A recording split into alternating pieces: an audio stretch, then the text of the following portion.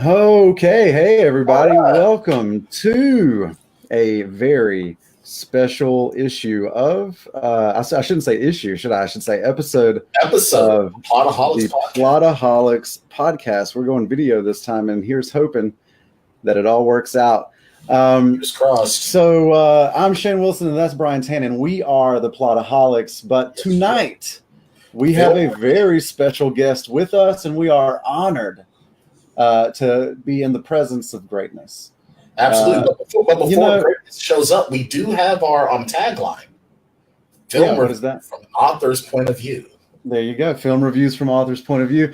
I want to say about Joe Compton before we bring him on here and he's allowed to Great talk. Joe Compton. I want to say that Joe was doing this kind of thing before it was easy to do this kind of thing. Absolutely. And he's always been an incredibly supportive part of the indie arts community. And it is an honor to be able to feature Joe for once, because he is always giving us a platform. Exactly. And now I'm going to go platform. It's about time that Joe gets the platform. There you go. I'm going to go ahead and bring in Mr. Joe Compton. Hello, great intro. Thank you. I thought it was solid. I've been writing it all day. Oh, that's awesome. Thank you, sir. I was finishing it up. That's why we were a few minutes late. Yep, Joe Compton get his own special intro and everything. That's right. With the hat that just personifies coolness, mind you. I like how much of that wall he is dedicated to showing in that shot. I know, right? But what I wanted to so clearly we're all here to really dig into the Marvel Cinematic Universe and all of that, and we are going to get to that real quick because we all have some things that we need to do sometime in the next year, and so we don't have a lot of time to go into the minutia of these movies like we would normally do if we were just doing one film. Right. But I wanted to give Joe an opportunity. He has held on to a exclusive announcement that he is here to deliver to us and to all of the fine folks watching at home. Joe, I'm excited. This is the Plotaholics' first exclusive. God, yes, it is. Well, should I just say it? Hey, yeah, this man, is your platform, bud. Do it. All right, so we officially, thanks to the help of Three Furious Press and Rebecca Jonesy, who helps put this all together for me, have an official web store. So we have there is I don't know, 600 pieces of merch. No, that's a little bit much. Probably about 200 pieces of different merchandise you can purchase. They have Go Indie Now's newest logo and the classic logo, which is what I'm wearing right now, available to purchase at any time, anywhere. It will always be up there, and I'll post the link very, very shortly after we're all done. So it will be officially open. Is that just goindienow.com? No, it's an actual store site. It's Gotcha. I think it's a Printify or something. I don't know which one they're using, but I have the actual link and I'll post it as soon as we're all done here. So that'll be the moment we're done is the moment that the store officially opens. So. That's awesome news. So I can finally get some Go Indie Now merch. Is there a replica to the Joe Compton hat? No, there is not. Well, because man, they sell those at Target. Nice. So, all right. Joe, thanks for letting us know. And because I have watched,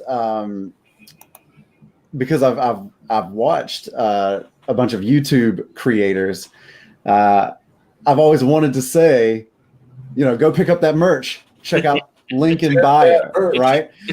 Go check out that Go Indie Now merch. The new store is officially launched. So I intend on getting some Go Indie Now merch ASAP. For everybody who's here live, I'll post it in the chat right now so that they can get a head start. Yes, excellent. Even more exclusive. Heads up to Katie Salidas, and she's absolutely right. We do need a Joe Compton hat. We do. I want one. So, all right. So let's get to the main event because, like I said, there's a lot of ground to cover. and we just don't have a lot of time. I mean, we have plenty of time, but there's so we much don't to have talk about. There's so much. We just don't have enough time to do what we would typically do. So I've been racking my brain essentially since we decided to do this about what the best possible way to go about it might be. And here's what I've decided. I think that our first pass at the MCU should be by phase or by act. And it just sort of depends on how you want to go about that, because I know that phase 1 and 2 includes essentially everything up to Civil War, like Marvel phase 1, phase 2. But I would almost argue that Marvel Act 1, if we're going to do a 3-act structure, Marvel Act 1 is up to the Avengers, Act 2 would be up to Civil War, and then Act 3 would bring us to Endgame. So yeah, I can get down with that. That makes a lot of sense. So I will ask you guys where in the first act of the Marvel Cinematic Universe, where do you think they really get their footing for good?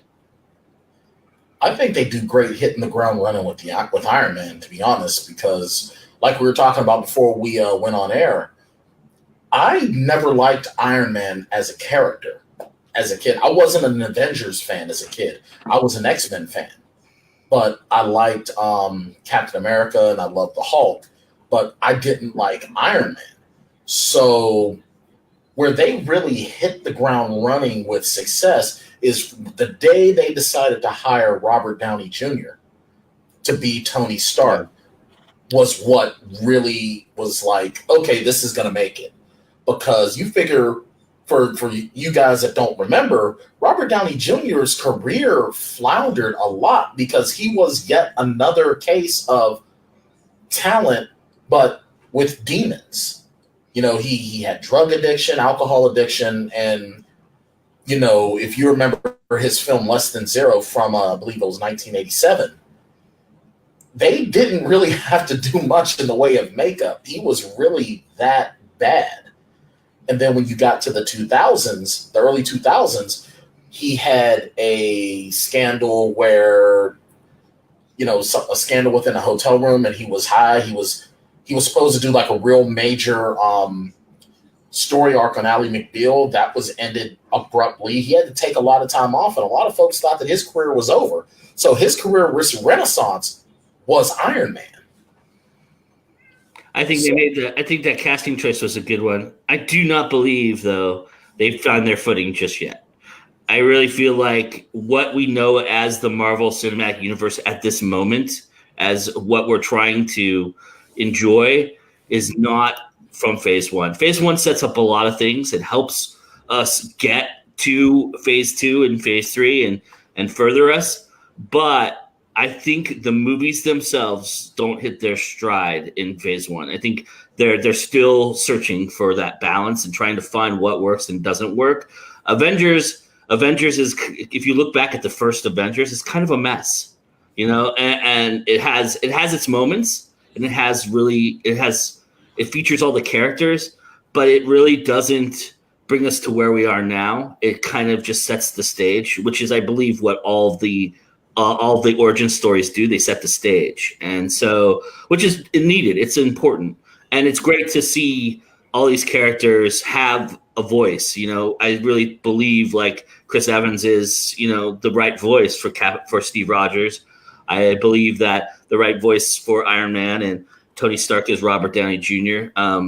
You know, we didn't get a Mark Ruffalo. We just got indoctrinated with Mark Ruffalo because the Hulk was such a dumpster fire for that one.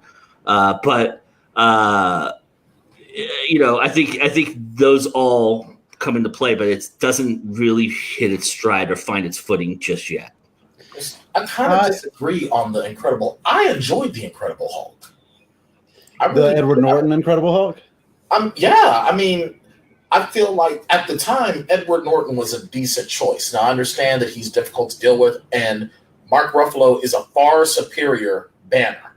I don't think that Norton would have the same chemistry as Ruffalo has with the cast now. Well, I mean, what I meant is, it didn't say we didn't get Mark Ruffalo. We didn't get a Mark Ruffalo origin story, right? We didn't get Hulk with Mark Ruffalo as the origin story. I mean, whether he's the best Hulk or not, that's debatable. But right. But I mean, the way they did it, though, even though, like, I can watch The Incredible Hulk now, and I can see Mark Ruffalo doing like everything with Edward Norton in that movie. I can see that as Mark Ruffalo. So while Ruffalo, I do agree we did get indoctrinated with Mark Ruffalo, but Incredible Hulk was done so well that it didn't really skip a beat. Switching actors, it didn't slow down Banner. And I wanted to talk a little bit about Hulk because I would argue that Iron Man, when Iron Man dropped, none of us really knew what we were in for, and I don't think that Marvel knew what we were in for either, honestly, because at that point they were still just kind of shooting from the hip. And then Iron Man comes out, and man, like it was really well done. It was really well received. And I think that the first stumble in the Marvel Cinematic Universe was making the next standalone film a Hulk film. And you can tell because they've abandoned Hulk standalones since that Edward Norton movie. They haven't revisited that. And I don't know if that's because they think that the Hulk can't carry a movie by himself. It's contract. I think they can't do a standalone and have it be just a Marvel film. They have to share. And I think that's part of the problem. Plus, a Hulk standalone is. I don't think they were prepared to connect the dots just yet. That's the problem. Right. I think Hulk and Iron Man shot at the same time, if I'm not mistaken. So I think they had to put the movie out that way. But I don't think that they had thoughts of Captain America and Thor and all that until the success of Iron Man and Iron Man 2 started to flourish. I can go with that. And I think that, and that's why I think it's not its footing yet. You know. Yeah, I remember when these movies were first starting to come out, and I loved Iron Man, and I loved Iron Man 2, and I didn't see The Incredible Hulk for a really long time. I love Edward Norton, and I was excited about him playing the Hulk, but I didn't see that or I guess Bruce Banner at that point. But Iron Man 1, Iron Man 2, really successful. But then I remember, like, okay, you get the first Avenger, Captain America, and this is sort of the moment. I mean, it's in the subtitle, right? The first Avenger. Like, this is our first, like, real acknowledgement that we're sort of building towards something. Right. And then by the time Thor came out, the first Thor film, I was like, oh my God, like superhero fatigue, you know? I was like, this thing is it's just too much. I was like Mark Hamill in Star Wars right now. Well, I think also at that point in time, you figured superhero movies were kind of few and far between, really, or we didn't know they were superhero films. Dolph Lundgren's The Punisher was, if it didn't have the title The Punisher, you wouldn't have known it was a comic book movie. Right. I think also it was lighthearted, which was different, right? The dark, the ones that we've seen before were kind of darker. It was also lighthearted in the right way, not like lighthearted like Batman and Robin. Right. Which was really sort of like the death knell of the late 90s, like superhero movies, you know, because we did get superhero movies for a while. Yeah, and we then did. And then the 1-2 punch of Batman and Robin and Daredevil pretty much wrapped that whole thing up for a while until Raimi until Raimi brought back Spider-Man and made like a really successful trilogy. And then the X-Men series came up. Like those two together kind of launched us into this Marvel Cinematic Universe and the Dark Knight trilogy and all of that. And I remember I love Batman, but even when Batman Begins came out, like I was like, man, here is another superhero movie, right? I was nervous. Yeah, I agree. I agree. And you know, I think that with I still remember when the first Spider-Man came out, and there was so much excitement for it. You know, I mean, there were a lot of people back then that were nervous because no one knew who Sam Raimi was. Those of us who knew Evil Dead and the Evil Dead films knew Sam Raimi. And we knew that he could do a superhero film because Darkman was amazing. It was a great cult film. So in that summer, if you can remember back that far, it was Spider-Man mania. Yeah. Leading into that. There was I don't think Spider-Man had been done right yet. I don't think Spider-Man had its opportunity like Batman and all the others had. All the others, yeah. And Sam Raimi is that kind of weird, quirky guy that thinks Spider-Man fits perfectly for. Right. Well, and I think that one of the reasons that Spider-Man hadn't been done right yet was that the effects weren't there yet. Yeah. The effects were finally there because those movies, for the time, they were beautiful. Like swinging through the buildings and everything. I was like, yeah, I'm here for that. Yeah. And again, like went into those because honestly, I don't know that I can really overstate the damage that Batman Forever and Batman and Robin did to me as a youngster coming up, and how skeptical it made me about going to see any other superhero movies. My parents went to see Spider-Man and they were like, you got to go see it. It's so good. And I was like, I don't know, man. Did you see Batman and Robin? It was bad. Batman and Robin was so terrible. I was so angry. I really was. Well, you know what? I had to make myself love the first X-Men because I didn't like it when it first came out. I hated it.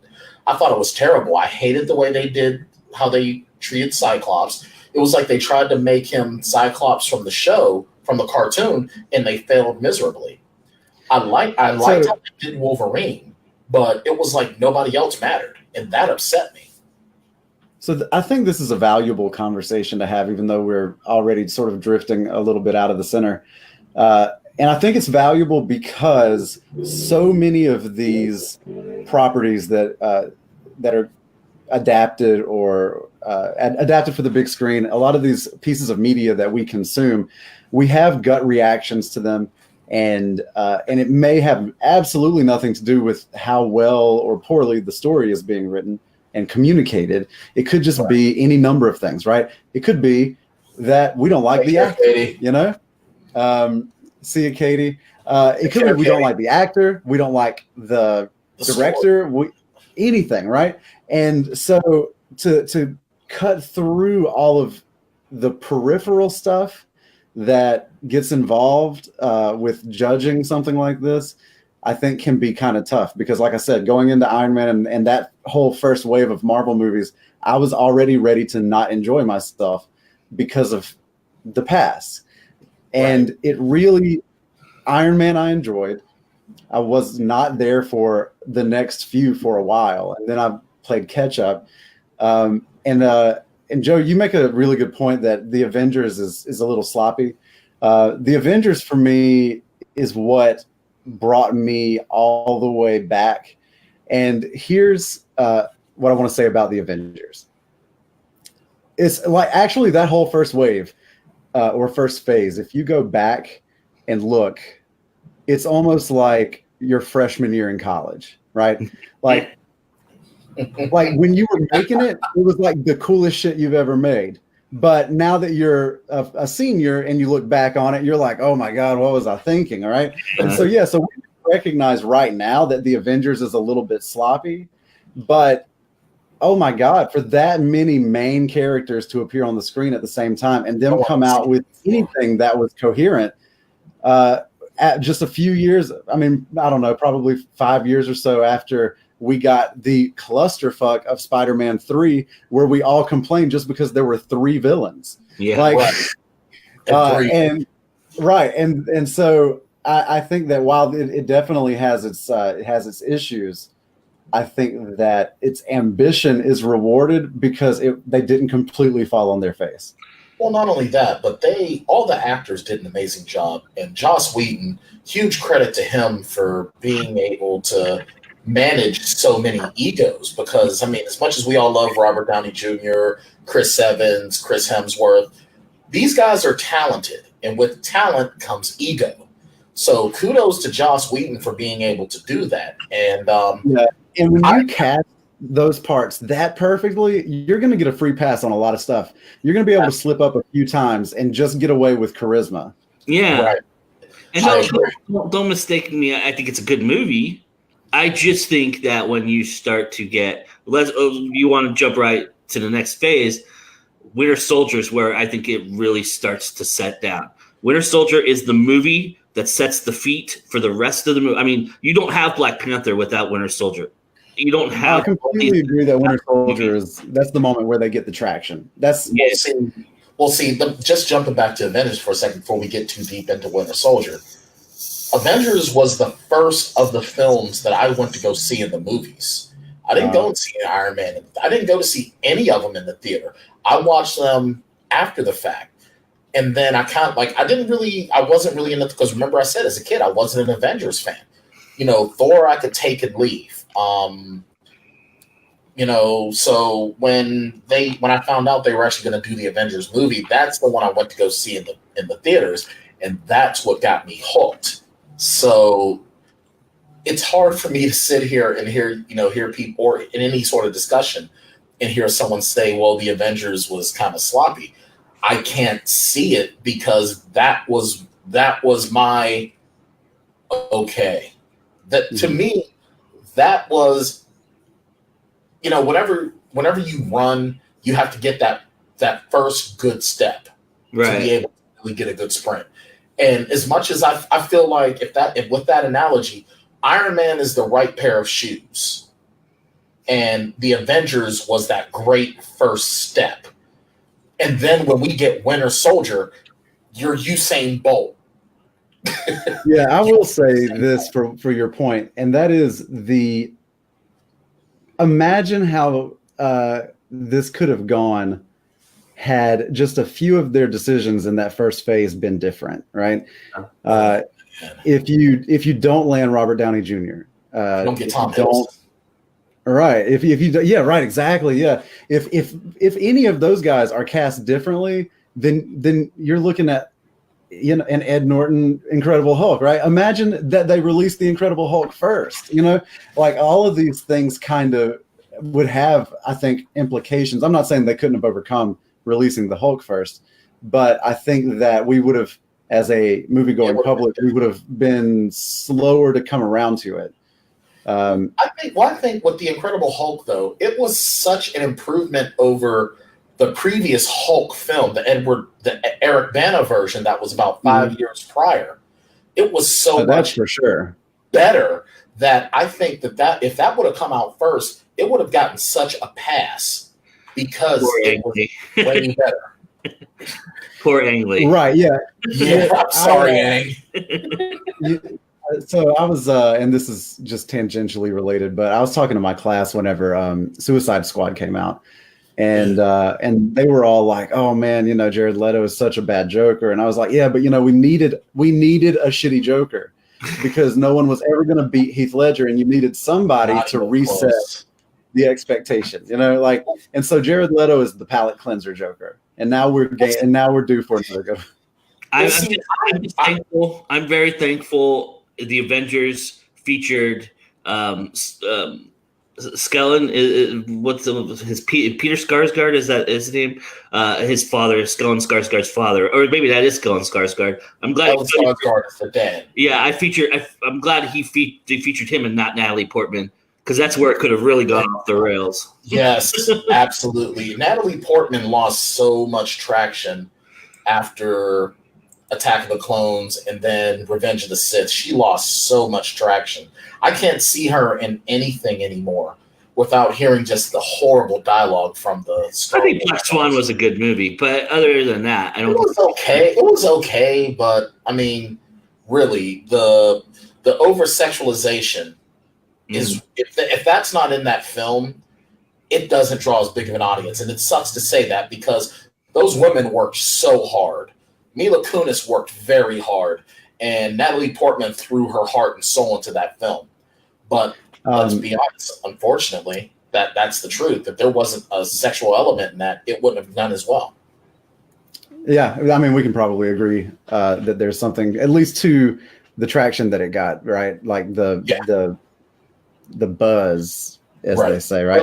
Right. What I want to ask though, because there are, I think, several moments where, and so we've talked about when we think it gets its footing, and it comes out strong, but it really sort of clicks in that Winter Soldier moment, right?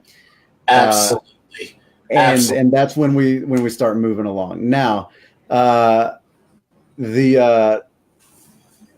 I want to ask now is, where do you think in the first phase or two, where was the closest moment to them coming off the rails, or losing their focus, or losing everything that they had built up to that point? Thor: Dark World, because, and I think part of the problem that's after where we're at right now. Yeah, Thor: Dark World came just after, because after Avengers, it's Iron Man 3. And then after Iron Man 3 is Winter Soldier. And then it's Thor: Dark World. And I think that this is when they started getting too ambitious, because now you get Marvel's Agents of S.H.I.E.L.D., which I did like the show. I haven't watched it in a couple of years, but I enjoyed it at the time. But the problem was, I think they tried to do so much with Agents of S.H.I.E.L.D. that Thor: Dark World suffered. And that I think that's where Thor: Dark World had its problem. It's an important staple in the series. It's very important, but it's to me, that's the weakest of the movies. What do you think? Because almost every ranking of Marvel Cinematic Universe movies, right? Almost every ranking online you can find by people that I trust, critics and whatnot, they put The Dark World in last place as the worst MCU movie. Is that a storytelling problem? Is that a script problem? Is it an energy problem? Like, what is it about that movie that people seem to so universally agree is bad? Go ahead, Joe. I think it doesn't. I don't think it builds off of the momentum I think it stalls the momentum of what was just starting to pick up. I think that it really starts to. It's almost like, to use Brian's analogy, to continue his analogy, when you're running, we're now in cross country, and we've hit a mud patch, and we're running through the mud, and now we have to get our knees higher and kick a little bit harder to get through that mud patch to get back on the road that we're on. And I think that's what Dark World really is. It's that muddy feet patch that it was hard to get through. It's very long too. I think that's a misstep it's up there, yeah. And Jason Lavelle in the comments said it best. It was just lacking too much. It lacked dynamics. It lacked any sort of humor, and it was slow, and it was kind of boring. It was, and it's disappointing, because you got what's his name? I'm gonna butcher his name. Chris Eckstein, the first new Doctor. Mm-hmm. You have him, he's an amazing actor. He's an amazing villain, period. I loved him in Gone in 60 Seconds. If it wasn't for him and a few others, there's no way that Nicolas Cage can carry that film. That's just my personal opinion. But he's an amazing actor. And then you get and then you've got Anthony, you've got an amazing returning cast. It's just, I think they tried to get way too ambitious. They wanted to use Agents of S.H.I.E.L.D. to help bridge the gap between movies, because they wanted to bring back Clark Gregg. Well, let me kick this real quick. From a filmmaker's perspective, right? We all want that auteur film. We want that French New Wave cinema film, that film that nobody understands, or we want to be reckless and avant-garde. And I think that this is the moment in the cinematic universe where we get that. You're right. This is a little too much for the audience that is trying to capture and hold on to. So it's a little off center. It's a little bit of, you have to read into this to get to this, and to know this to get to this, and and it's something that we're starting to get conditioned at this point with these movies, right? They have a certain flow, a certain formula. They have a certain way about them where they have a little bit of humor or a little bit of this, and they move that way. And this movie doesn't do any of that. It's kind of like it's and I'm gonna use this analogy just to use it, but it's not how I feel. Okay, but it's kind of like J.J. Abrams sandwiching Rian Johnson in between his two movies, right? I mean, he's giving the reins to somebody else to do something with it, and he does something completely off the wall and different than anybody else has done. And sometimes it works, and sometimes it doesn't. And this one didn't work. Right. I feel like it just. I think with the Marvel films, they take themselves just seriously enough, but not so serious because it's a comic book. Okay. Or the Dark World wanted to be a film for the ages. It's like, nah, bro. No. Yes, yeah. Anita's got it. Anita said it perfectly. Too much myth and not enough Marvel, and it made it into a convoluted freaking mess. Yeah.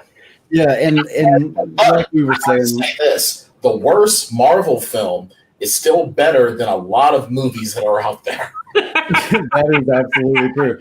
And what I will say is, as we have already established, there was a momentum steadily building through that first phase, and it. By the time we hit Avengers and Winter Soldier, they were just humming. And then to throw a Dark World in there, it's like. Thank God for Guardians of the Galaxy, because then it's almost like Dark World was forgotten. Yeah, but you know what? Right.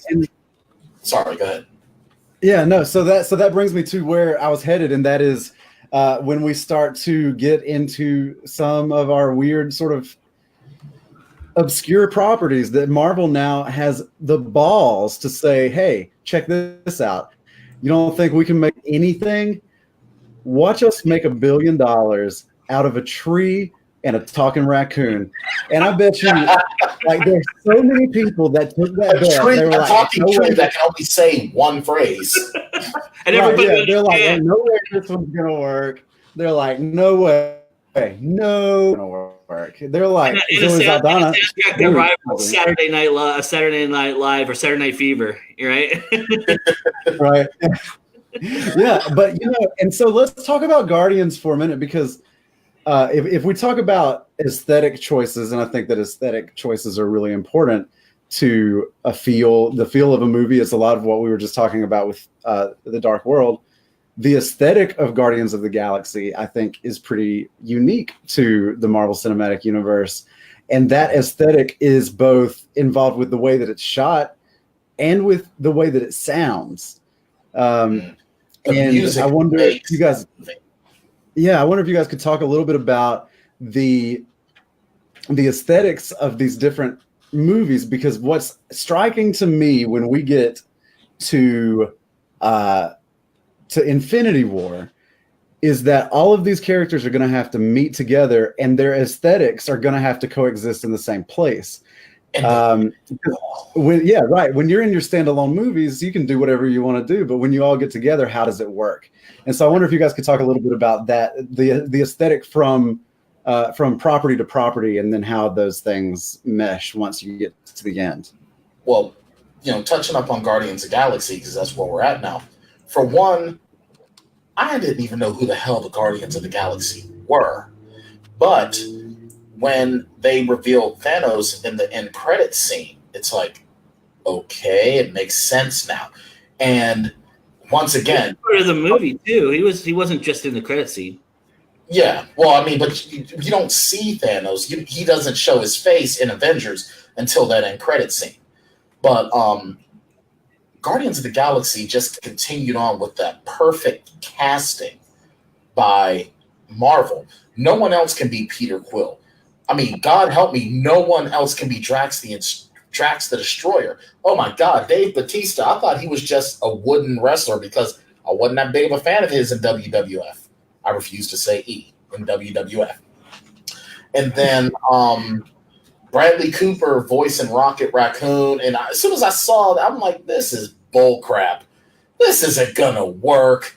No, and then I went. They got cocky. They did. So and talk about casting. Is that where we're going?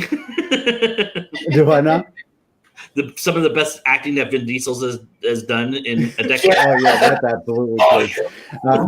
But what I was going to say is that they two early casting choices were Glenn Howerton from Always Sunny in Philadelphia as Quill, and also Danny DeVito as the voice of Rocket Raccoon. Yeah. See, if Danny DeVito would have been Rocket, that would have been awesome. I love Bradley Cooper. But Danny DeVito would have been awesome. Yeah, it would have been perfect. Glenn Howerton, I couldn't have seen because it would have been like, Dennis in outer space. Yeah. Yeah, he's too snarky, I think. Because Pratt has this sort of innocence to him that I think really plays to that character. He makes you like him. Even in Wanted, you like Chris Pratt. Even though he's banging his best friend's girlfriend, you still like him. Glenn Howerton, he's a good actor with what he does, but he's so Dennis Reynolds, he's unlikable. Absolutely. Yeah, it would have been tough to see that. Danny DeVito, I can get behind there. So let's Can you imagine Danny DeVito was the voice of Groot? I actually want a motion captured Danny DeVito Thanos.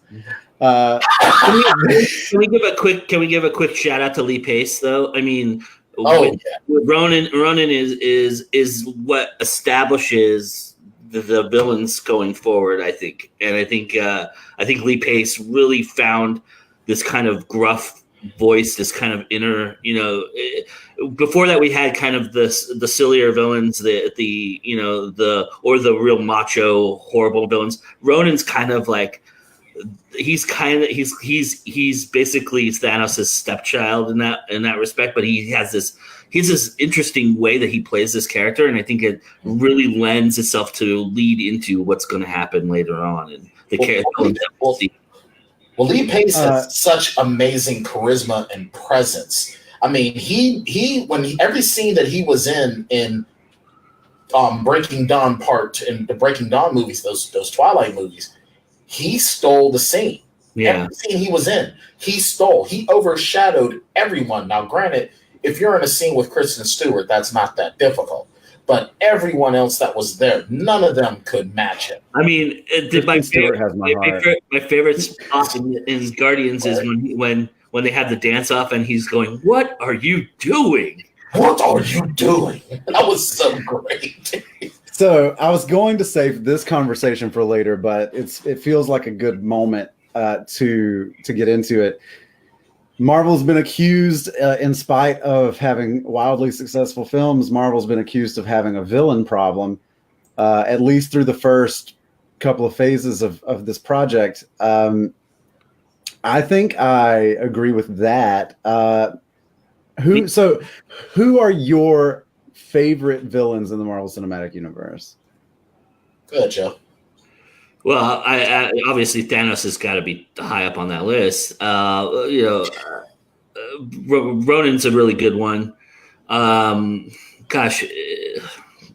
that, I mean, the thing about the villains in a lot of these films now is that we start to get anti-hero and they start to turn into good guys at the end, and so, or they have a turning moment, even Loki had a moment.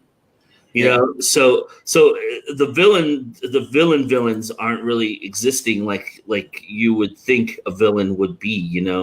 I think Thanos is really the only one that has this idealistic villainy, and even his villainy is kind of masked by his thought that he's right. He's like a true villain in that he believes that he's the hero in the story. Right. I would definitely have to throw Thanos in there as well. I think that, once again, he believes that everything he's doing is right. But I have to give some love to Eric Killmonger. He's an amazing villain. Now, here's the thing. When I went to go see Black Panther, that wasn't just going to see a movie for me. That was a we have arrived moment. And when I say that, what I mean by that is this. All right, Don Cheadle, amazing as Rhodey. He's another one that we got indoctrinated to, and I think that he's way better than what we had originally, because Terrence Howard, God bless him, he doesn't have the acting chops of Don Cheadle. He would not be able to bring that much heart and soul and character to Rhodey. With that being said, and I'm not bringing Sam Wilson into this in the moment, but I will. But just Black Panther for me showed that it was really great to be able to see, hey, guess what? One of the most important figures in Marvel can carry a film. And it's like, you know what? Finally, that old Hollywood motif, that whole old Hollywood unwritten rule that a black lead can't carry a major film. I was so happy when Black Panther came out because it obliterated that. And Eric Killmonger is part of the reason, because he has that, I don't even want to say radicalized, but that angry mindset. And at certain points, you're like, yeah. But again, he's the anti-hero in the movie because he really has an agenda that is not so much villainous, that it's more of his personal villainy. Right. It's not villainous for the entire universe, right? He has a moment where he wants to wipe out everybody, but he's really doing that because of the selfish nature within him of the idea that where he grew up and everything, he never had anything. So I think he's an anti-hero in that respect. Well, yes and no, and this is why. And when I say what I'm going to say, please don't take offense to it. But the way you're seeing it is, I'm not saying you're wrong, but there's way more to it than that. See, when I was a kid, one of the first things I started hearing when I was in high school, why don't you go back to Africa? Mm. And when a lot of people say that, it hurts on two folds. Number one, it's like, look, I was born here. I shouldn't have to go anywhere. But number two, Africa's a continent made up of multiple countries, lots of tribes. I don't know where my ancestors came from. Mm. And even if I did, I would not be welcome because I am not African. I am an American. So it almost is like I fit in nowhere. And Eric Killmonger, that's why he spoke to me personally. I'm not going to speak for anyone else. But it's like, you know what? I spent all this time. I didn't know where I came from. All I knew is that I was here, and I didn't feel like I ever belonged. And even when he goes back to Wakanda, he is so ignorant of the ways of Wakanda. And it's like he doesn't fit in. Yeah. And I think that he realized that when the battle started. He realized that he was still just an outsider. So at the same token, yeah, it does kind of make him he treads into anti-hero.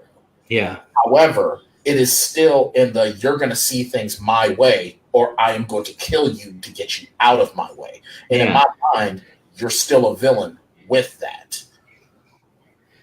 I think what made Black Panther work for me, and clearly, like, for obvious reasons, we all had very different experiences with that film, and it is a very important film for the African American community for a plethora of reasons that you've touched on, Brian. But from a storytelling perspective, what makes the conflict of that movie work for me, and what makes that movie, I think, a little different and in some ways better than a lot of other Marvel movies, is that the central conflict is a conflict of philosophy. It is not a conflict of like brute force versus brute force. Both of these guys have the right idea. It's the same thing as Thanos, right? Like Killmonger is coming from an honest and genuine place where he feels cheated and wronged by society and by the oppressors.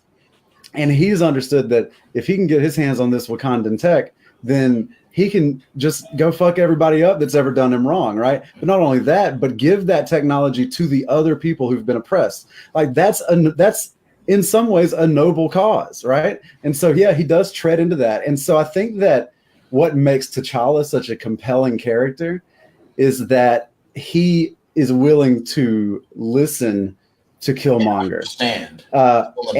Understand, and he experiences an evolution of philosophy because he listens to other perspectives. And that's why Wakanda opens its borders. Right. Yeah. The moral center of Black Panther is this idea that that it's just possible that neither of us are right, and that the answer is somewhere in the middle.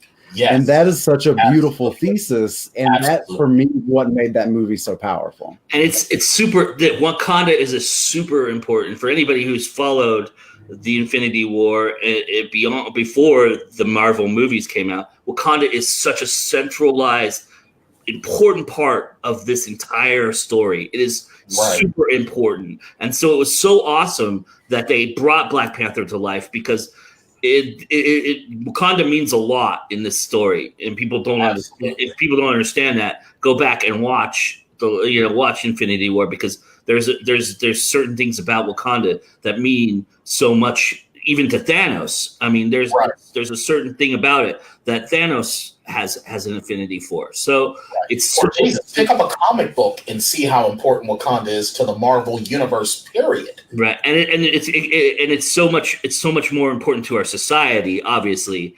But for a person like Brian, it's very important for him personally as well, right? So I think that Black Panther represents something that changes the Marvel universe forever. And I think that's where we're talking about turning points and twisting points. Black Panther for me is that elbow that turns everything a different direction. Right. Well, it does, and a lot of that is invested in how powerful that tech is, right? And how they're able to harness that raw resource that they have and turn it into this stuff, because now this is starting to tiptoe into a different area that I wanted to talk about, which is the general trajectory of the Marvel Universe is moving toward more powerful everybody, more powerful villains, more powerful heroes, more powerful tech, more powerful. We can fly further, we can fight harder, we can do everything better, right? And I wonder if you guys are worried at all about that trajectory, and if maybe at some point they are going to peak out. Like, are you going to have overpowered heroes and villains fighting each other? Is it going to start to feel like the third act of Man of Steel, where it's just clobbering each other all the time? Well, real quick, before we get too deep into that, I do want to give a shout out, as far as villains go, to Emil Brodsky, aka the Abomination. He was a good villain. Mm-hmm. I'm very upset that we haven't seen more of him, because he is a good villain. You want to talk about the Red Skull being like the dark side of Captain America. What about Emil Brodsky? Yeah. He is the dark side of Captain America. Yeah, and I think we're going to get a taste of that in the next movie. Oh, I hope so. I don't know. I have been ignoring everything Marvel, everything. I want to know nothing else. I am going in completely blind. It's kind of hard for me to. I wanted to do that so badly, but there's a couple things I had to know. But I'm staying out. Well, since we went back to the villain talk, I want to give a shout out to my boy Michael Keaton, who was a killer Vulture. Pittsburgh's own Michael. Yeah, and I think that, like, what made that movie, oh man, again, you had to have Andrew Garfield because you needed somebody to lower the bar for you, right, before you got another good Spider-Man. And this Spider-Man, it's tone, and we're back on aesthetic again. The aesthetic of this new Spider-Man is right. Yeah. And that villain, like, they understand that this is your friendly neighborhood Spider-Man. Like, he's protecting Queens. And his villain is the right size for that. And what's really interesting about that and how it plays out in Infinity War is how Spider-Man finds himself in this larger than Queen situation, and how he, I think that in order to really appreciate how he reacts in Infinity War, you have to have that small scale sort of conflict and see him, struggle through those sort of very typical Spider-Man storylines. Well, he said it best. How can I be a friendly neighborhood Spider-Man if there's no neighborhood? That was so profound. Yeah. And Tom Holland. Well, see, here's my thing. If we're talking about Spider-Man, Tobey Maguire was a good Peter Parker, but a terrible Spider-Man. Andrew Garfield had the asshole nature of Spider-Man, but he dialed it up too far, and he was not a good Peter Parker. He also got saddled with some terrible scripts. Yes, he did. Yes, he did. But Tom Holland is the man. He is a great Peter Parker. He is an amazing Spider-Man. See what I did there? There you go. And Michael Keaton is so great as the Vulture, and he was the perfect choice, I think, because we didn't need another Green Goblin. We really did not. And Vulture is one of those characters that is very, very important to the Spider-Man mythos, because he is another part of Spider-Man growing as a character in the comics back in the 60s and 70s. So, and Jason is right. Tom Holland actually looks the part. Tobey Maguire never looked like a high school student. Neither did Andrew Garfield. He plays the part well in Civil War too. The whole I'm overwhelmed. Oh, you're Captain America. Holy crap, so great. You've got a metal arm? That's awesome, dude. Well, and that carries over also into Infinity War in a really charming way when he meets Doctor Strange, He's like, hey, I'm Peter Parker, and he's like, I'm Doctor Strange. Oh, so we're using our made-up names. Spider-Man. That was so great. Yeah. So, hey, you guys remember that really old movie, Aliens? You know what, kid? That's enough out of you. Moving then, I wanted to talk about your point, Shane, for a second. I can pontificate a little bit on it. I am a little concerned, to be honest, because they're getting bigger. I mean, we're hearing rumors of Galactus. We're hearing rumors of Beyonder. We're hearing rumors of these bigger giant. You already know Adam Warlock is coming. Adam Warlock. Thank you. All these bigger giant characters that defy space and time and have different, have incredible arcs that almost wipe out societies. And I mean, it's really it is kind of teetering on that. And so, I mean, this is going to be our swan song. This is going to be our goodbye to these great characters and what they've represented. Don't say it like that. Please don't say it like that. My concern is, and this has been my concern since the end of Infinity War, and that is that if we can easily undo the decimation, then there are no more stakes in the Marvel Cinematic Universe, right? Like, if you can easily undo something of that magnitude, then nothing else that anybody's ever going to do to you is going to matter unless they just kill everybody, right? But if there's a way to easily undo the snap, now I don't think that it'll be easy. I think that it'll be rewarding because I trust the Russo brothers. I think that it'll be a challenge and it'll be a journey and it'll be something that we can all leave the theater feeling pretty good about, right? I don't think Captain Marvel is going to show up. And I was just going to say, I think we're going to be surprised that something's going to hit us hard. Hit hard with something that we don't expect. I agree with that. We're going to lose somebody. Yeah, but if and clearly this is not what happens, because it wouldn't be a 3-hour movie if it is, right? But like all along I've said, if Captain Marvel shows up and just like rewinds time, then what the fuck is the point of ever going to see another Marvel movie, right? And of course that's not the answer, and we know that it's not the answer, and we know that it's going to be more complicated than that. But my problem or my concern is I think that the reason Superman movies don't work anymore is because he can't be beat. And if you have a bunch of heroes that can't be beat, then you lose the stakes. And if you have a bunch of heroes that can't be beat, then the only way to make their stories more interesting is to ratchet up the villainy. And once you ratchet up the villainy, then you have to ratchet up the heroes again. And I just wonder where that stops. I think that it's safe to say that the Marvel Cinematic Universe is an arc, right? And where we are on the arc in terms of how successful they are at telling these stories is probably near the top. And at some point they will start to decline in quality. And I don't know what is going to be the source of that. If it's going to be a post Endgame Fallout, like we built to this, now what, right? The fourth attempt at Fantastic Four, maybe. Honestly, I was actually getting ready to say I think the Fantastic Four is going to be where it starts to fall, because the thing is that, well, for one, I saw so many people saying, "Oh, I hope the X-Men are somehow or Fantastic Four." Slow down. I don't want to see the X-Men or the Fantastic Four show up in this film. I mean, in a post-credits nod, yes, but none of that. Why? Because it would be rushed. And the one thing that will save them from the falling off that we're predicting is not to rush. That is the main thing. That is what you have to do. But the problem is when you start going into this cosmic level, and yeah, you're up in these power levels, now you're going to start asking questions like we were asking in some of the standalones.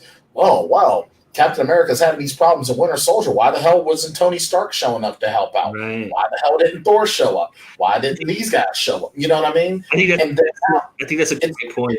I think that's an awesome point. Sorry. And pretty soon you're going to be like, well, why can't the Silver Surfer just come in? You know, I mean, that's why I want to just take their time. So some of my favorite, some of my favorite characters in the Marvel, in the comics, are the Fantastic Four. I love the Fantastic Four. When I was a kid, that was my jam. Every Sunday morning, I watched the Marvel Action Hour animated series, and it was an episode of Iron Man, which was whatever, and it was an episode of Fantastic Four, which was banging. And it got me pumped. I had a ton of Fantastic Four comics when I was growing up. And honestly, maybe we're actually getting at the other part of what made me so damaged as a young superhero moviegoer. Something that I had repressed, and that is the age of the Silver Surfer, or the dawn of the Silver Surfer, or whatever the hell that movie was called. Rise of the Silver Surfer. Tomato.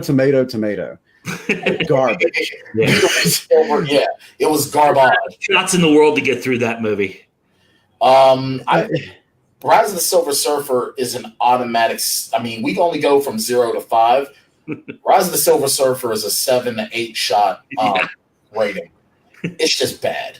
I want to pass out. Take enough shots to pass out and get through it. That's what I want to do. I want to drink enough that I forget it was ever created. Yeah, Josh, I did like the Fantastic Four, and honestly, like I didn't watch all of those movies. I couldn't do it. And that new Fantastic Four, oh my God, why can't they make? Okay, real quick detour, cast the Fantastic Four. All right. First of all, I've got Jim from The Office as 100% cosign. Yes, Emily Blunt as Susan Storm. I'll co-sign that too. Okay.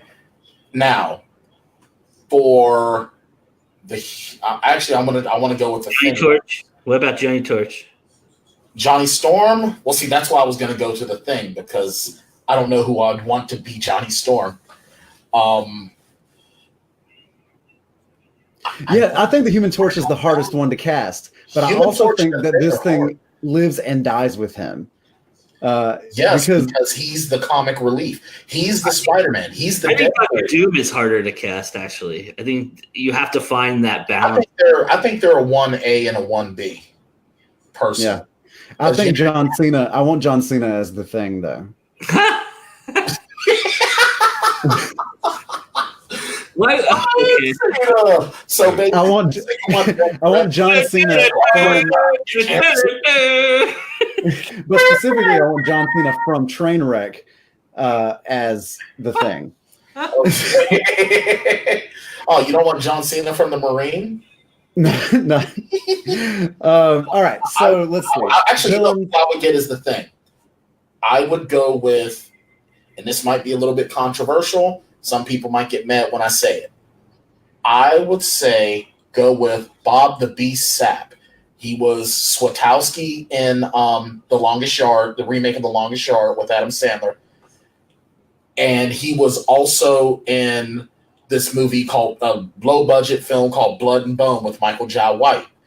He can be menacing, but he can be a nice guy. He's got the size already before he becomes, because Ben Grimm was like Michael Chiklis was the perfect casting for Ben Grimm. Yeah. So I would actually go with a guy sort of similar to that ilk, and I would actually throw Bob the Beast Sapp. And if you can't get Bob the Beast Sapp, I don't know, maybe try Bill Goldberg. Why the hell not? If Dave Bautista can be Drax the Destroyer, why not get Bill Goldberg? Or Brock Lesnar. Well, I mean, if you can get, sucks. You could just get Batista to play him and say it's Bill Goldberg. Yeah, that's true. I don't think it'd be. So I actually, the more we talk about the Fantastic Four, the more I think maybe they just need to sell it to Happy Madison Productions and let Adam Sandler do it. And, like David Spade can be the Invisible Woman, and Rob Schneider can be the Human Torch. Oh God! And I go to the show with you. All right, it's been a while since they've done anything good over there. That's all right, true. So all right, Johnny Storm. Johnny Storm. Yeah. Okay. What I want to do Storm, is. I'm sorry. I've been thinking about it. I'm stuck on Doctor Doom though. I'm trying to figure out Doctor Doom. Okay, fine. Doctor Doom. Let's do Doctor Doom first, then go to Johnny. Man, I'm trying to think of like recent guys too, so that it's. Did you guys hate Julian McMahon? Did you guys hate him? He's a bit stiff. I mean, he had the doctor part right, but when he gets in costume, I think he doesn't change it at all, and I think that's.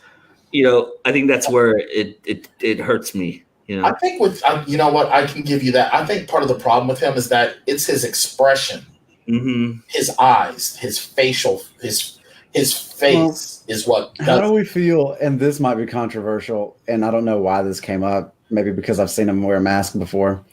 But what about a post Kylo Ren Adam Driver? That's an interesting one. Shane coming out of left field. I like that. Interesting. That's an interesting take. I think it's kind of it's a little darker. I think, and I think that's what maybe that character needs. Yeah. You know what? Good job by you, Shane. I had to redeem myself after the Adam Sandler stuff. Yes, you did. And you know what? All right, Adam Driver is Dr. Doom. Okay, cool. He'll have plenty of time because. Episode 9 is going to be the end, so he'll need something to do. He's going to need a new job. I think we should cast an unknown for Johnny Storm. I think that Josh agrees. Something unknown. Maybe, yeah. So, I mean, what about like a Zachary Levi though for like Dr. Doom? Zachary Levi. Huh. You know what? I didn't think he was going to be a good Shazam, and he was. But maybe turning it on its. But yeah, I guess because DC is not going to let him go though. DC. Yeah, that's true. Their claws into him. So let me try to redeem myself with Johnny Storm here. I mean, I think we should get Joshua Robertson to play Johnny Storm. He's just going to have to get some of the gray out of his beard. I mean, he could it's like Human Torch. It doesn't say Human Boy Torch. Like he can, I'm kind of into an idea where like maybe the Human Torch is like a middle-aged guy that still lives with his parents. But the thing is that you figure, all right, we're in agreement that so Reed Richards is probably late 30s, early 40s. Can we go with that? Sure. And Sue Storm is probably late 20s, early 30s. So I would think that Johnny Storm should be mid 20s.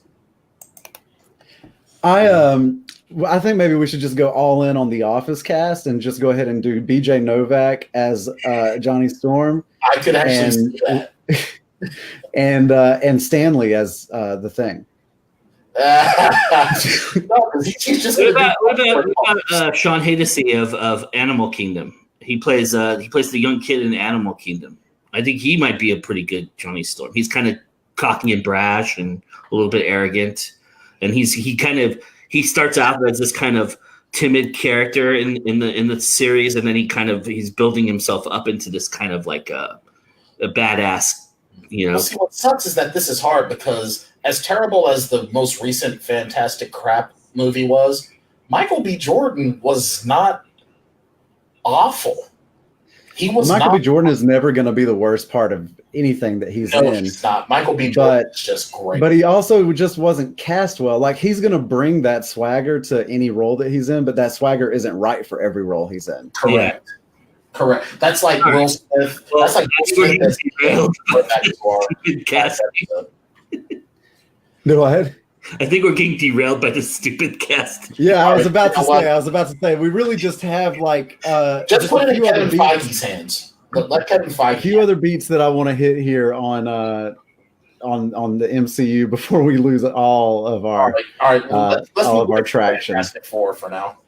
Yeah, so maybe stick around for the post-credit scene to see who we cast as Johnny Storm. So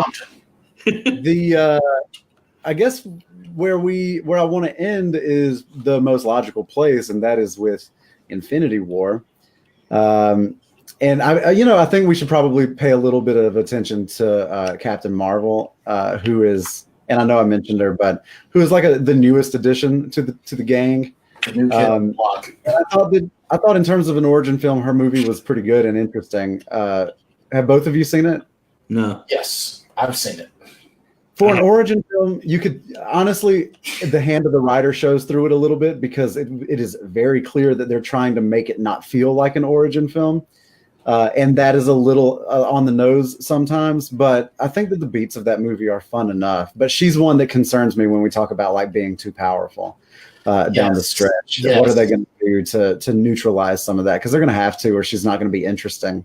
Well, I'm not. Of course, if she's saying that she's stronger than Thor, I'm not a big fan of that because because he's a god, right? If her stand, well, what's interesting about her is that I don't know that I think that there are probably going to be some situations where they have to use her as an energy source instead of as a fighter. Because that's what she is, right? She's energy. Right. And so they're going to have to use her energy to perpetuate a fight. And that could be a way that they lower her power a little bit. But if her standalone films are her zooming around the galaxy, fighting a bunch of shit that I've never heard of before, that's maybe more powerful than her, then I'm fine with that. Like, it just needs to be at least equal because it has to be interesting, right? And if you know that, and of course, we all know that the heroes are always going to win, right? That's kind of the thing, right? Well, except when a big purple guy snaps his fingers. Right. Well, but even that movie had it to be continued in it. So, like, not everybody in the. Yeah, well, a lot of people, evaporated or whatever. But we know that a lot of them are probably back. Well, probably more than I'm going to be happy with, honestly. Well, we know Spider-Man and Nick Fury are going to be back because Far From Home is coming out in 3 months. Yeah. Do we know, actually, by the way, since you brought that up, do we know where on the timeline that movie happens? Far From Home is after Infinity War, after Endgame. So we do know that. After Endgame in the continuity. Yes, it is. Okay, well then, yeah. So I mean, and also just because contract negotiations aren't secret, like we know we got another Black Panther movie, we know we've got another Spider-Man movie, so like we know some of these people are coming back. I think the big three, Thor, Captain America, and Iron Man, those are the ones that they're playing close to the vest a little bit. Yeah, in terms of what's going to happen with those. Yeah, and I think if we lose one of them, and maybe we should start a betting pool. Which of the three goes, because my money's on Cap. Yeah, I'm thinking it's either going to be Cap or Iron Man. Yeah, because I think with Captain America in the confluence of the comic books as well, Steve Rogers hands the reins over to Bucky, right? So first, he hands it over to Bucky. I think that could easily be the transition, right? That happens in this instance. I think what's probably going to happen is that he's going to. I think Cap's going to sacrifice himself to bring back those that pass, because in his ending is going to be he gets to spend time he gets to be with Peggy in the afterlife. I think that's what's going to happen. I think Tony's going to retire, and that kid Harley from Iron Man 3 might take over as Iron Man. I was thinking actually that Iron Man, that Tony Stark might retire and stay on as like in a Nick Fury type advisory role. I almost. can see that. I like that theory. I like that theory a lot. I really am embracing especially that. Especially with his mentor role in the Spider-Man films, and that is such a good dynamic between those two. Mm-hmm. I can't imagine that he leaves for good. No, because he loves Peter. Did you see how torn up he was when Peter went? Because he even said, if something happens to you, that's on me. Yeah. He loves this. That's the kid he never had. Yeah. And Joe, you mentioned something in Endgame hitting us that we wouldn't be expecting. Yeah. And that moment in Infinity War is the Spider-Man moment. Oh, I broke into tears. I cried. Yeah, that is, and you know, you gotta, for anybody that's been on this ride, that's what good writing is about, because that moment could have absolutely fallen flat and not played, but because Holland's character was written so well, and we've had such a long run with Tony Stark, and because of their relationship, just very briefly in one movie, they've established, well, 2 movies, I guess, they've established this relationship that it hurts, like losing a real person, you know, when that happens. Yeah. And I think that's a big deal. Yeah, I do want to talk about what Josh has brought up here in the thing, that the Hulk Thanos fight is going to have to. That has to be a big deal. I think the Incredible Hulk or the new Hulk is going to the one you mentioned, Brian. I don't remember the name of the Awesome Hulk or whatever. Is something that's coming to. I'm not looking forward to that because me neither.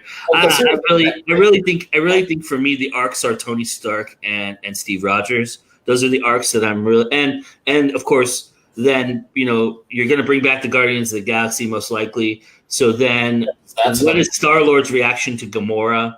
That'll be an interesting thing. Does Nebula play a part in this? That's a big one for me. Part of the comics, so. Right, and that's a big one for me. And the Russo brothers have said that it's not the way the comics are going to go, the way that this movie is going to go. So I really hope that Nebula gets her moment in the sun.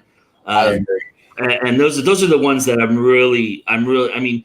The Hulk thing, Hawkeye thing, all those ideas that we've been bantering about or been hearing or whispers of are okay. But for me, the three central themes are going to be with those 3 characters that I'm really invested in at this point. And so I think that the payoff of these first 4 phases, which we could call essentially. Like season 1 of they're called the season 1 of the Infinity Saga. Right. Yeah, and I would start that from Iron Man 1 all the way through to right now, right? Mm-hmm. To Endgame. Like that's because that's what the Russo brothers have said. They're saying that that it's all led to this, right? And so if that's the case, this first season of the Marvel Cinematic Universe has been the story of Tony Stark and his dealing with grief and PTSD and depression, and his rift with Captain America, with Rogers over the events of Civil War, and what that friendship meant and what it will mean at the end. Now, that's a compelling storyline, and I guess my question is, once that is, if it's brought to a close, which I think we believe that it will be, then is there a compelling storyline moving forward? There are compelling characters, and you know they've given us Black Panther, and we've got Spider-Man and all this stuff. But is there a story arc that has already started to develop that can propel them into the next stage? Well, that's a big question. Spider-Man's will, because Spider-Man is an arc that because now you have to take this high school kid from into his junior year to his senior year going into college, so that's going to be one.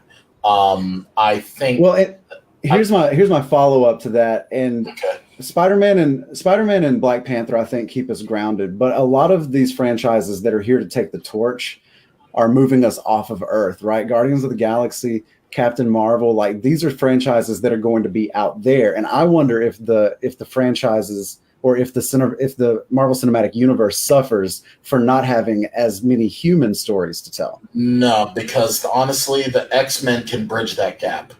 The X-Men bridge the gap between Earth and Cosmic, as do the Fantastic Four. Mhm. I think we're going to start finding out a lot more about Fantastic Four and the X-Men in late 2019 into 2020. We'll start hearing about the movies coming out in 2021, maybe as late as 2022. Here's my question, Brian. Do they restart? Do you think they restart X-Men from the beginning? You have to. You have to. So then, and I think if that's what happens, and I agree, I think you have to wait a while. Yeah, not forever, but a little while, because give it about man, 2 the last few X-Men movies have been a drag. And yeah, I was so excited. I was so happy with what they did in First Class, and then everything after that has just been like, oh. Again, it's a garbled mess. It's kind of sloppy. Yeah, well, that's why I hated the X-Men when Fox first came out with them, because it was a garbled mess. It was just terrible. The only characters that they got right were Xavier, Magneto, and that was it. Because even Wolverine wasn't right. He just became what we know Wolverine as now because of how well Hugh Jackman did. But that wasn't Wolverine. And this whole idea of the garbled mess that is the Fantastic Four and X-Men and Spider-Man in the hands of Fox, I wanted to devote just a few moments here in our closing breaths to the mastermind behind this whole thing. Like, as many directors and screenwriters as there's been, like Kevin Feige's vision for this experiment, I think can't be understated. Like, he's really connected the dots in a way that, I mean, I don't know that we'll ever see this kind of success in storytelling on the screen again. I don't think so. Kevin Feige, God, you want to talk about a mad scientist, man. He just, like, I mean, can you imagine the looks on people's faces when Kevin Feige was like, here's my vision. And right. He lays it out. And they're like, do you think he had it from the beginning, though? Do you think he had it from the beginning? I think he kind of stumbled in it and figured it out halfway. He had an idea, and then it took some stumbling to get it to where he wants it to be. Right. Well, that's what we said, right? Like, once you get the first Avenger, that's when you're like, oh, wait a minute. Like, maybe there's a bigger picture here, because like, why would you subtitle that film the first Avenger if there aren't going to be second, third, fourth, fifth, 17? and I seriously think that, honestly, for every property that Disney purchases, they need to be like, someone needs to just show up like, hey, Mr. Feige, if you wouldn't mind just dropping your pants and bending over so I can give you a little kiss on your cheek there, because they owe him that. Well, I think he's continuing on the next phase. So I think whatever he establishes going forward, you have to put your trust in that, right? So I think that's the only comfort that I take for what's going to happen after Endgame. Right. You know? Do you guys mind if we take a couple of steps back, because Joshua was talking about the whole Hulk arc, and we briefly tapped it. Here's my problem.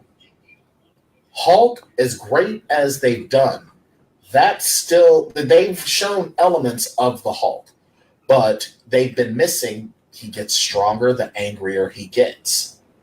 They've touched, but they haven't done it. They haven't executed it. And then if they do the whole Professor Hulk is among the weakest of the Hulk incarnations, because you take away that the savageness of him that makes him so deadly. Now, maybe that's their way of sort of depowering a little bit, so we don't get too outrageous.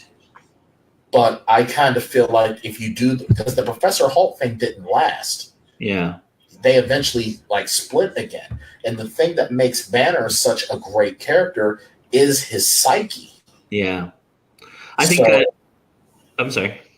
but like you said, Joe, we have to trust Kevin. In Kevin, we trust. And I think that In Kevin, we trust. was Hulk's best arc. The whole with Black Widow, the dynamic and all of that. I think that was his best arc, and I think it kind of got spoiled because he ran away like a spoiled child and disappeared, and it kind of just was like, okay, all right, so we can forget about him. Let's move on to everybody else. And I think that kind of hurts him too, is that he's not getting the screen time that Tony Stark and Steve Rogers are getting, and thus his arc doesn't seem as vital or important in this storyline. And maybe that changes with Endgame because we do have 3 hours to fill. Who knows how the hell they're going to fill 3.5 hours, right? So maybe we get a little bit backstory of Hulk or something that will help us engage with that opportunity. But for right now, he's been basically the sideline character, the Hawkeye, the he's been part of that crew, that group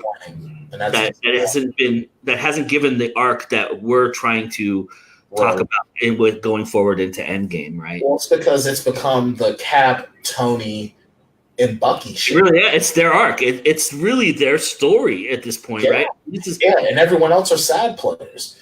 And I think that with the Hulk, if they're not careful, they're going to miss a golden opportunity because number one, now you can have a love triangle between between Banner, Betty, and Black Widow. You can with Hulk, you can introduce She-Hulk, who is another of the more important characters in the Avengers mythos. Not to mention the fact that you've already got General Ross. You can have Red Hulk, who has become an important figure in comics as well in his own way. And then not to mention the Lost Abomination or the leader who was tapped upon but didn't get to come to fruition. So I really hope that in this next level, we can get some more for Banner and get some more for the Hulk because he's not just a brute. He is a very important character. He was among the first Avengers. He was in the first incantation. Before Captain America became an Avenger, the Hulk was an Avenger. And I think the problem with the Hulk is our eye line, our sight, and bear with me here as I make this point. Mm-hmm. The Hulk is the only character that has changed actors in this entire arc. He's the only one that had a different actor from the moment that the universe was created to the Avengers. Well, important character. Well, central character. Right. Exactly. Yeah. I mean, so we don't identify with him as much as we don't identify with Mark Ruffalo as much as we identify with Robert Downey Jr. and Chris Evans and even Chris Hemsworth to a certain extent. You know, we're identifying them as these characters. Mark Ruffalo's had to grow into that, and he's never been given the opportunity to do that because we've had 3 different Hulks. So I think that's something to be said for that. Well, do you think that also falls under the tremendously huge shadow that Lou Ferrigno still has? Maybe. I think that maybe that's what the character itself suffers because of how amazingly done it was done. I just don't think Mark Ruffalo's been given enough to shine either. I think that's part of the problem too. Is like, you know, we're getting all these origin stories. We haven't had a Hulk origin story with Mark Ruffalo in it, and so we haven't had that opportunity to gain a full arc with Mark Ruffalo taking the brunt of everything that character entails. Right. So I think that hurts him quite a bit.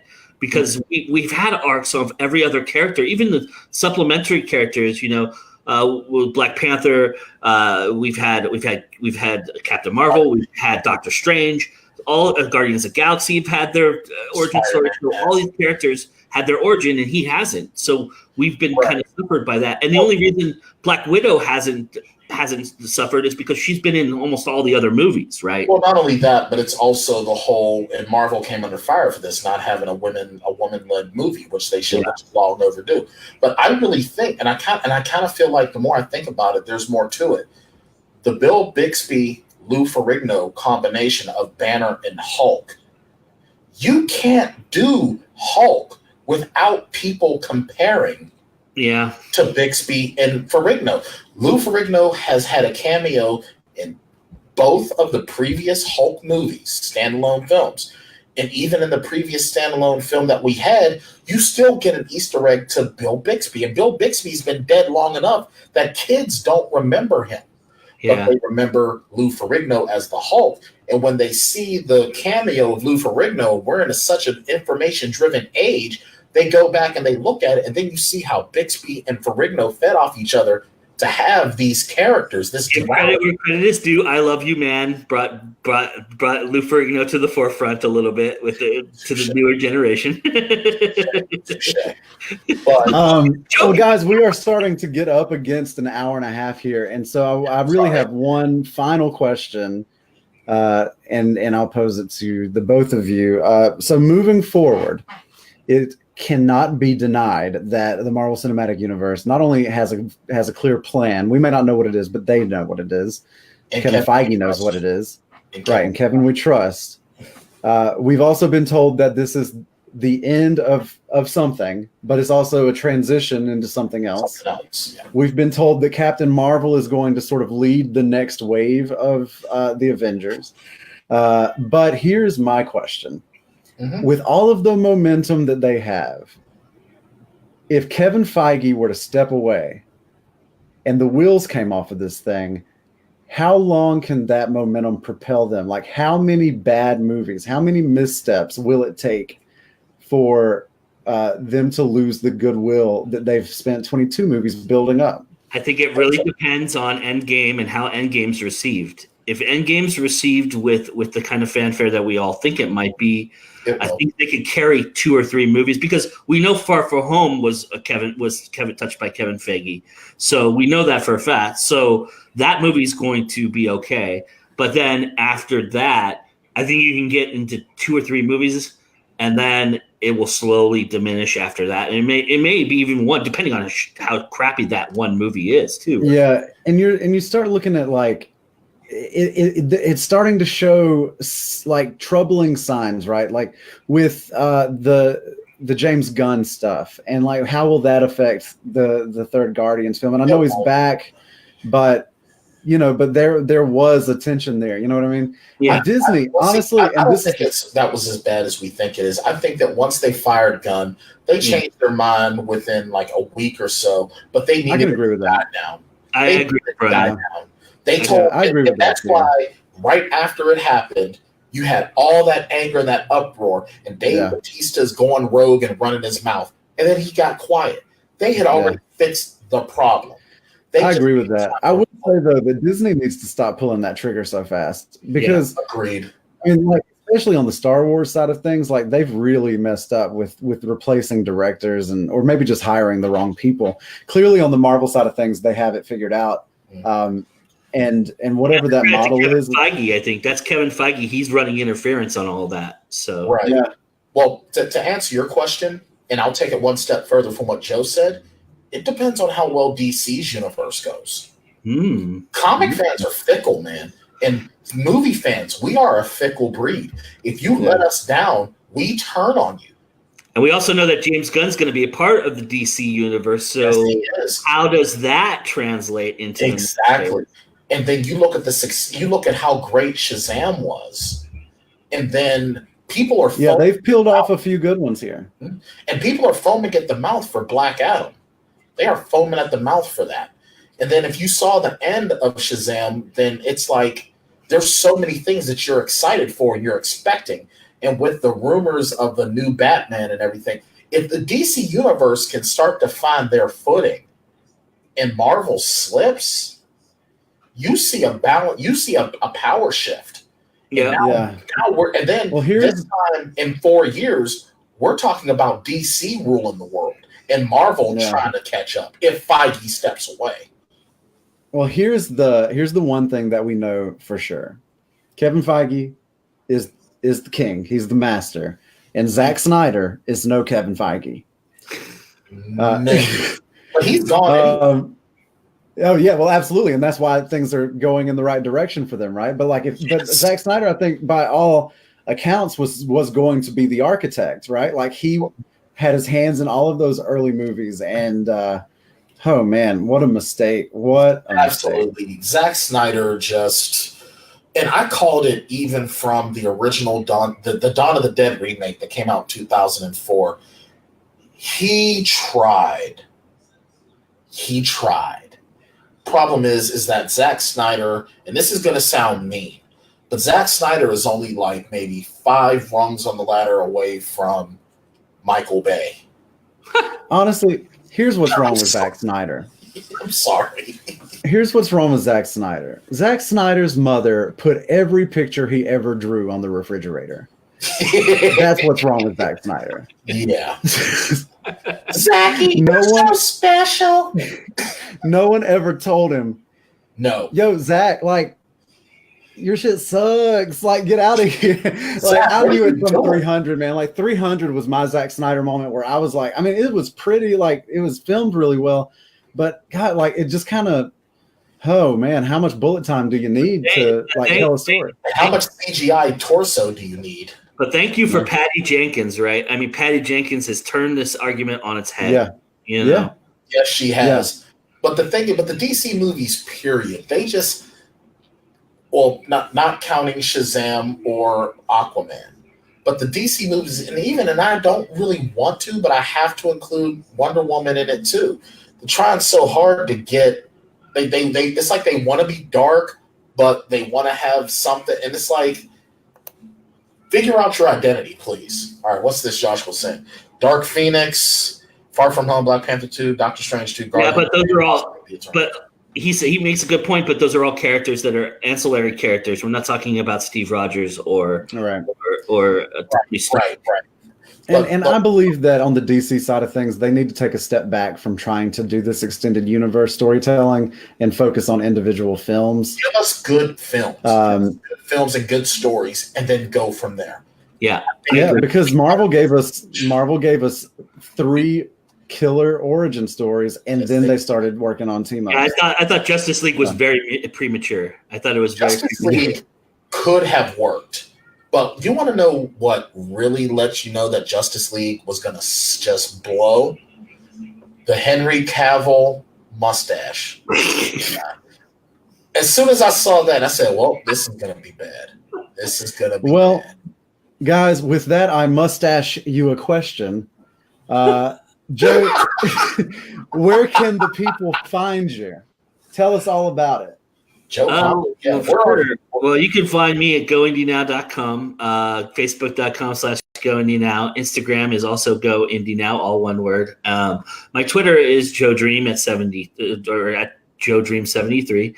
And yeah, Go Indie Now is the channel that I run and the things that I do there. And you can also friend me, Joe Compton here, and I don't have a problem with being your Facebook friend or anything like that. So I thank you so much. I just gotta say thank you so much for this great honor of being the first guest on your show and this great conversation. And I'm really just I think this is a great show, and I'm wishing you guys the best of luck. And I hope that we can get together again.